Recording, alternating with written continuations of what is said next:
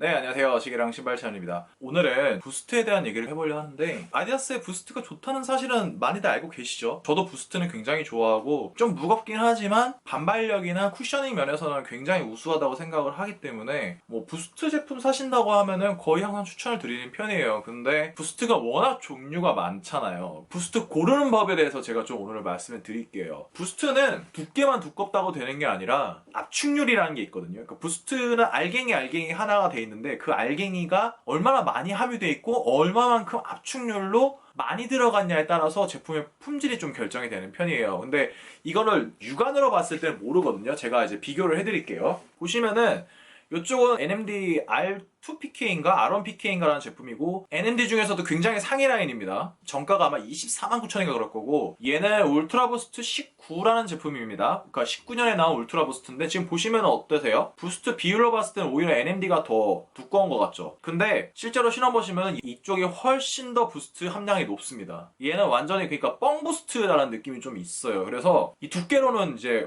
판별할 수가 없어요. 자, 그러면은 제가 오늘 진짜 꿀팁을 드릴게요. 어떻게 부스트를 구별을 하냐? 자, 밑창이 이렇게 생긴 부스트는 사시면 안 돼요. 이렇게 생긴 부스트들은 그럴싸해 보이지만은 부스트 함량이 굉장히 낮습니다. 그리고 또 하나 알려드릴게요. 깔창이 없는 애들. 여기 보시면은 이렇게 NMD 같은 경우에 구멍 송송 뚫려 있죠. 이 깔창이 없는 거거든요. 그다음에 얘 같은 경우에도 얘는 구멍은 안 뚫려 있지만 깔창은 없어요. 그러니까 깔창이 없고 밑창이 이렇게 생긴 애들을 사지 마세요. 자, 이렇게 비교해드리면 될 것 같아요.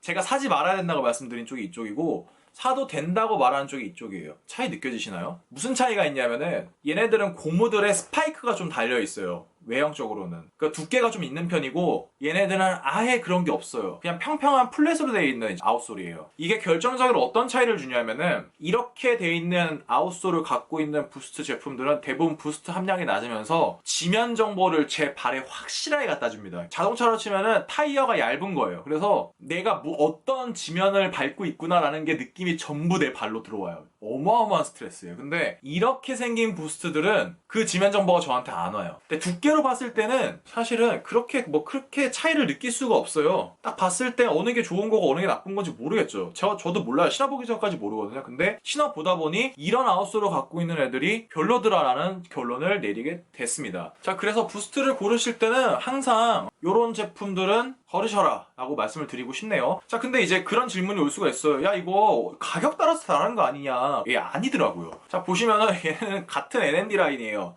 물론 얘는 휴먼레이스 이제 협업한 제품이고 얘는 일반 이제 NMD인데 얘를 기초로 해서 이게 만들어진 거거든요. 근데 아웃솔 보시면은 다르죠?